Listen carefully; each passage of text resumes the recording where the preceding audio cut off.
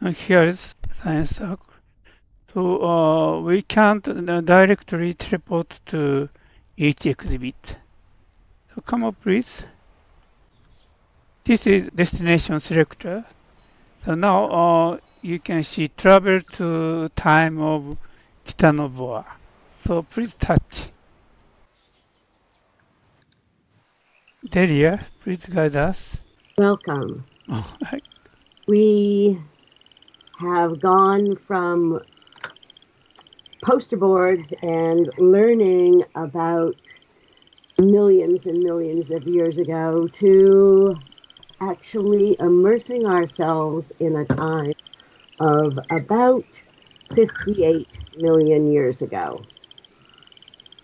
So take a minute and look around. I suspect that it will look somewhat familiar, but not quite. Where we find ourselves doesn't exist today in 2023 on Earth because we are on land that was changing 58 million years ago. It is where the northern part of Colombia on South America is today. But this land was under formation. The Atlantic Ocean and the Pacific Ocean were connected. The Panama was not yet formed. So the Caribbean Sea was not yet formed.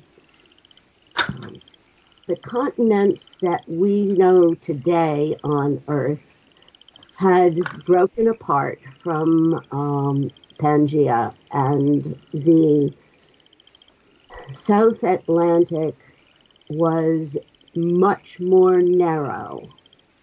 And what is now South America was much, much closer to what is now Africa. So this is important for a couple of reasons. One is about weather and storms. Today, when you have the big storms coming across the Atlantic, they come across in 4 or 5 days. So they can pick up a lot of moisture.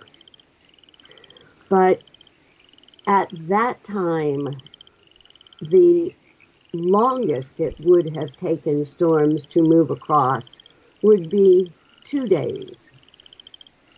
So that tells us a couple of things about building a site like this, a paleo site.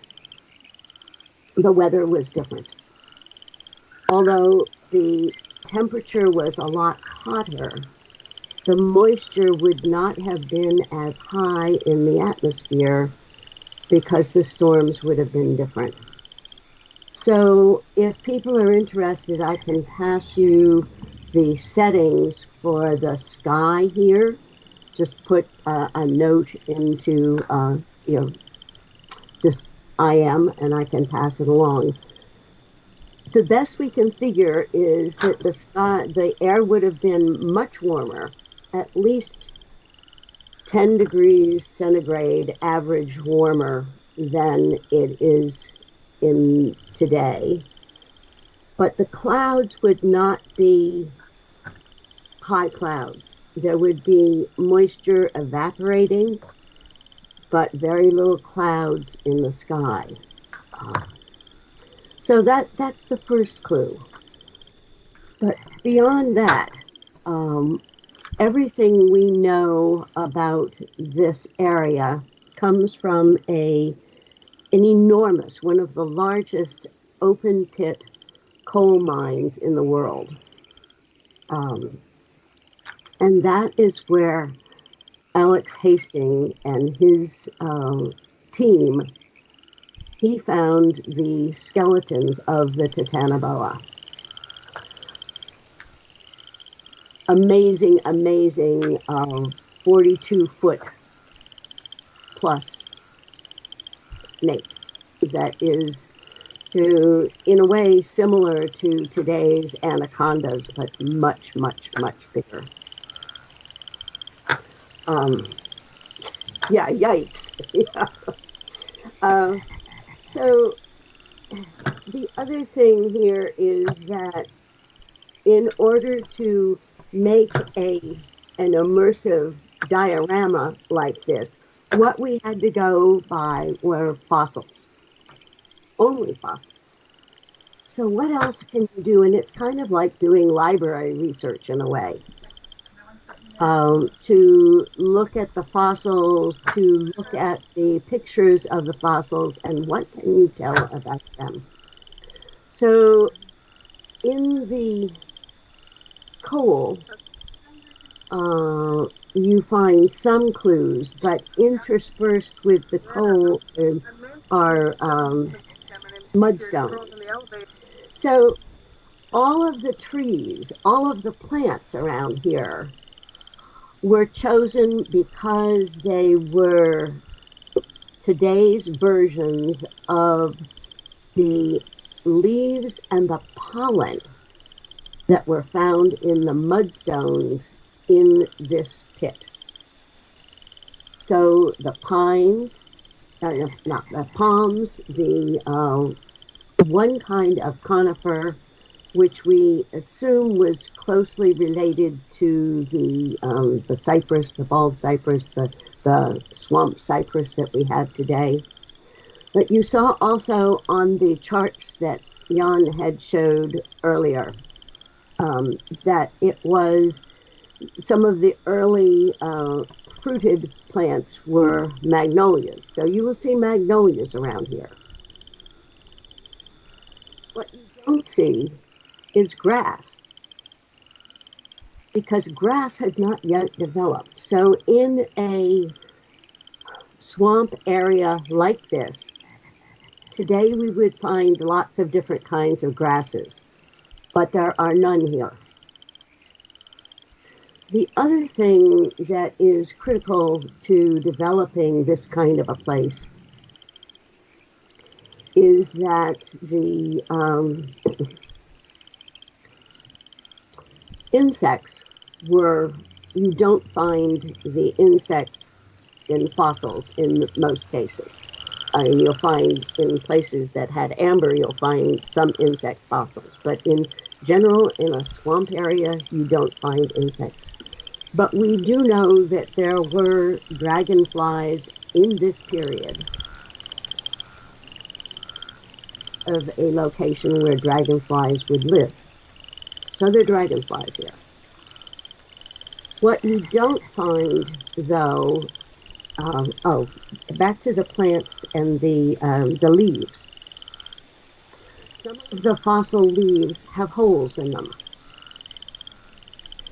And these are holes that look like holes that are made today in leaves by insects like grasshoppers. So far as we know, there weren't pollinators, but there were creatures like grasshoppers or cicadas or that sort of thing. So you'll find some very large grasshoppers around here. Fear is grasshopper. So dragonfly is flying around us, but did you fear? Did you let's? Okay, the grasshoppers. If you look over where I'm looking now, grasshoppers are over here, right? If you look on the leaf of the Gennara plant right in front of me, you will see a grasshopper. I found. So please see sharing screen. So giant grasshopper. Yes, grasshopper. Yes. The other reason that this is important is that there's no evidence of the kinds of pollinators, insects that we have today, and there are no. So that has a different composition of plants because we best we can figure is that the plants were wind pollinated. So you'll see how far can the wind blow seeds, or so you'll find that there are groupings of plants that would be growing as far as the wind could blow. So where today's plants can be, the seeds can be planted as far as birds can carry, for instance, like 5 miles away, that would not have happened very often here. So that's another piece that is in creating this kind of a sense of what it was like. In addition to that, you'll see some plants that we have today that are plants with very dense root systems. You'll see the mangroves. You'll also see where is alligator. mangrove? So opposite There's side. mangroves. Sorry, mangroves are over here.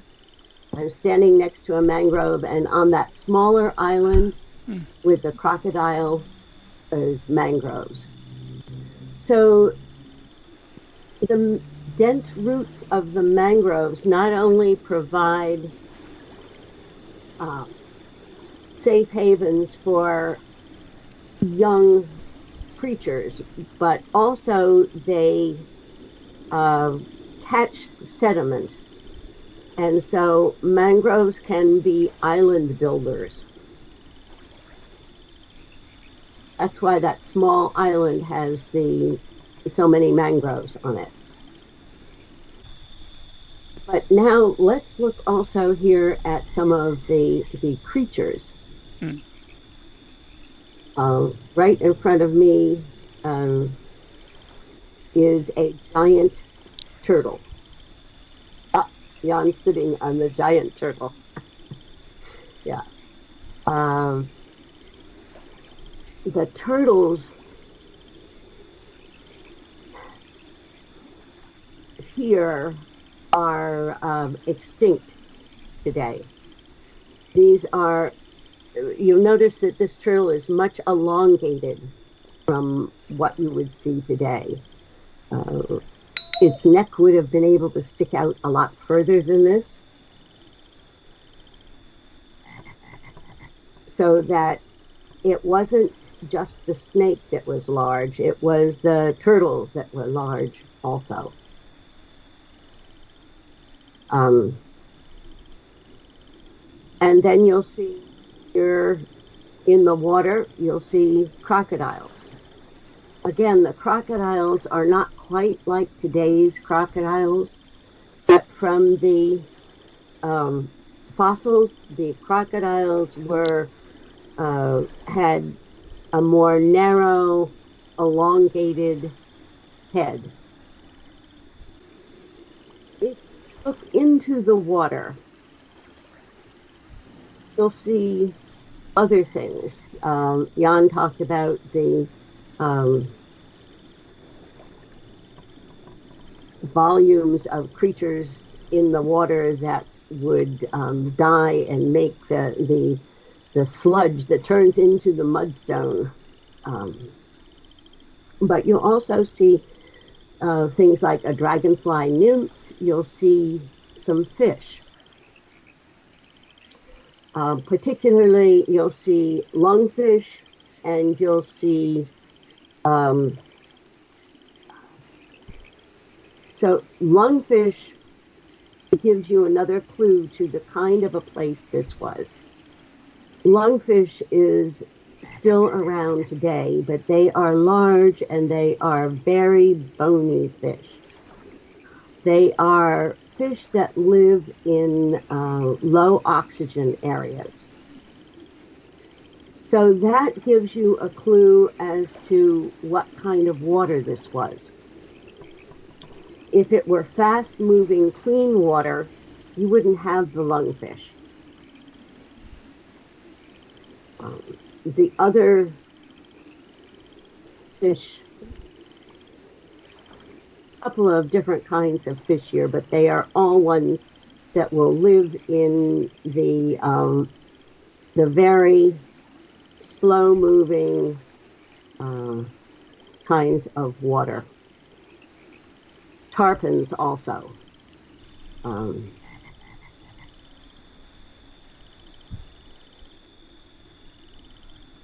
So this area over few millions years turned from sometimes coastal areas to sometimes inland sluggish, brackish water areas. But given all of the evidence that we have from the fossils, this was not a coastal area right now. It would have, where the Titanoboa lived, it would have had to be a sluggish inland water area. I wanted to set that information in that picture in order to give a better sense of this very large snake would have evolved. So it's hot weather, it's very wet weather, it's low oxygen, slow moving water with large bony fish, crocodiles, probably some other snakes and frogs and such that we would have here today that would have been there before. So I want to talk now a little bit about this Titanoboa. This is made to Second Life scale, but if you notice it, you look at it, it does not look in shape like today's anaconda exactly. The head is a little bit different, and the tail end is quite different. It is a shorter, tapered tail. This snake was built especially for this exhibit, and it was not easy to build. It's very complex build, and it does move, and we'll move it in a minute. So the Greg Bolella, who actually constructed this snake, also worked closely with Alex Hastings, who had discovered the fossils, to get this as realistic a version of an Titanoboa as could be made. So each of these little, look at the skin and how detailed the skin is on this. If you're not squeamish about it, look at the head. Cam in to look at the head and the mouth. Because this is how the fossils actually show this creature would have looked. The other thing that I want to say about this snake before we move it around is, how long was it? It was roughly, the one that they found was 42 feet long. That's a big snake. I mean, think of your living room. How long is your living room? Very likely the snake would not have fit in your living room. So that gives you some sense of what this size was. But to the best that the scientists can figure, snakes like this did not have to eat that often. So it probably would have eaten lungfish. It probably would have eaten crocodiles. But it would not have had to eat more than once or twice a year, which is another rather strange thing for us to think about. But that's the best estimates that the scientists today have. So you have huge creatures. You have very hot, moist climate, and muggy. And you had these things moving around. So I'm going to hit the sign over here, and this snake will move.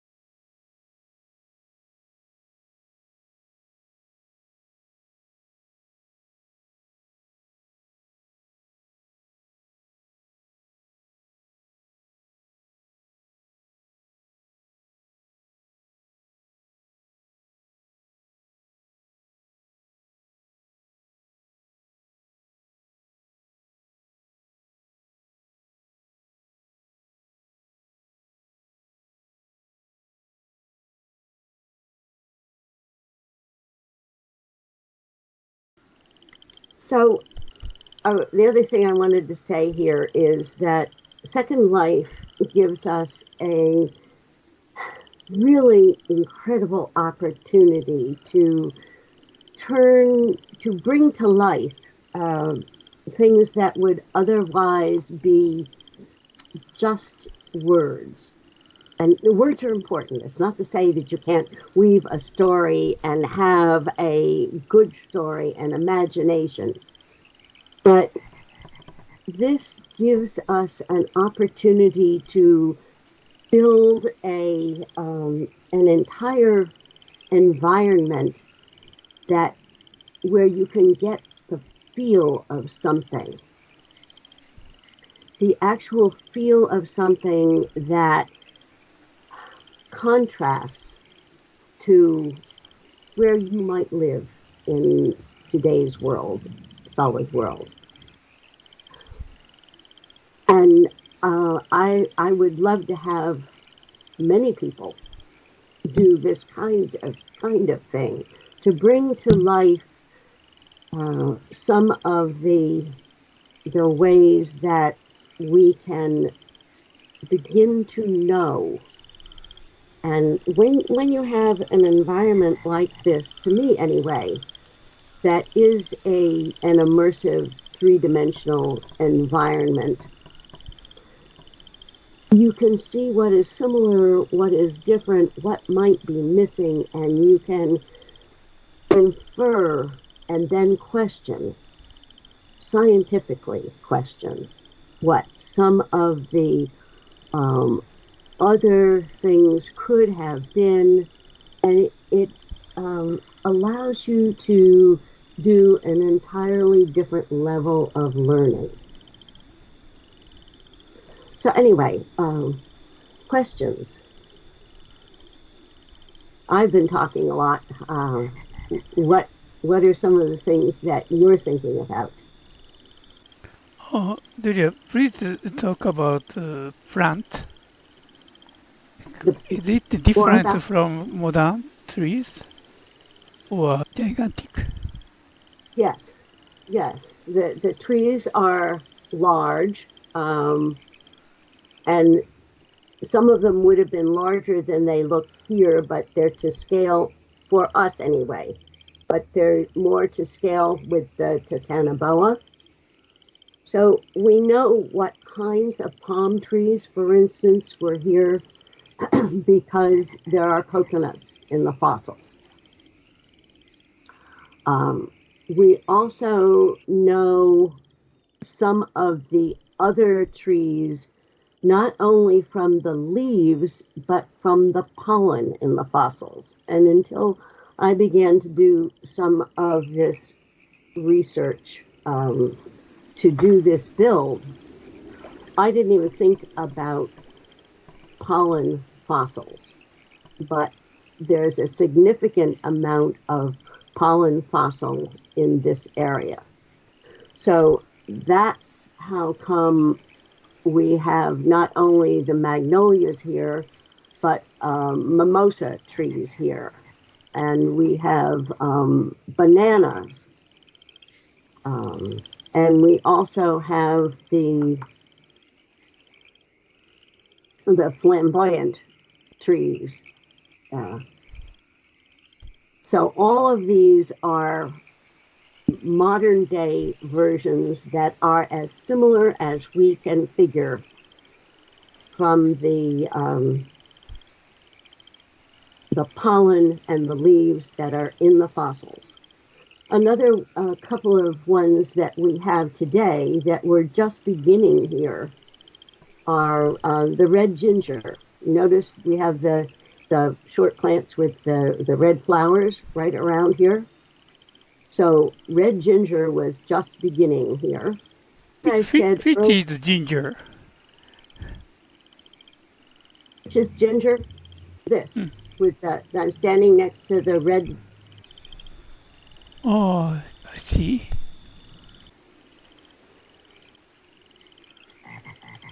Also, you will find around here in some places cinnamon fern.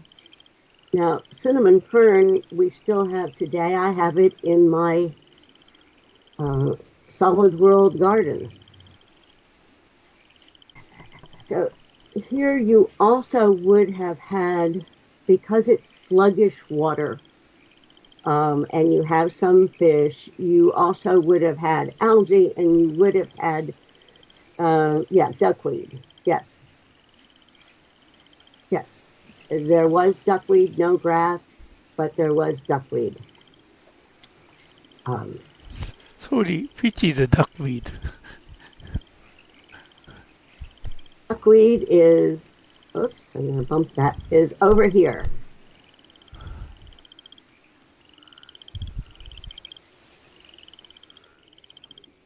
Oh. Yes, Serenity.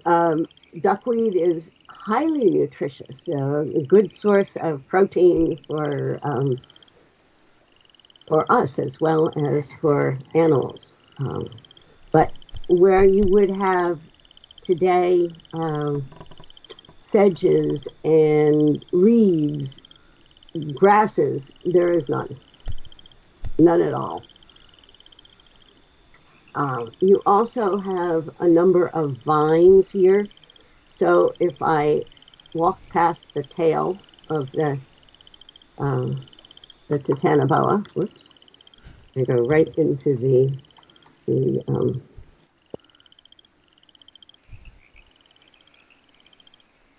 rising fog. You over here. There was quite a bit of moonseed plant.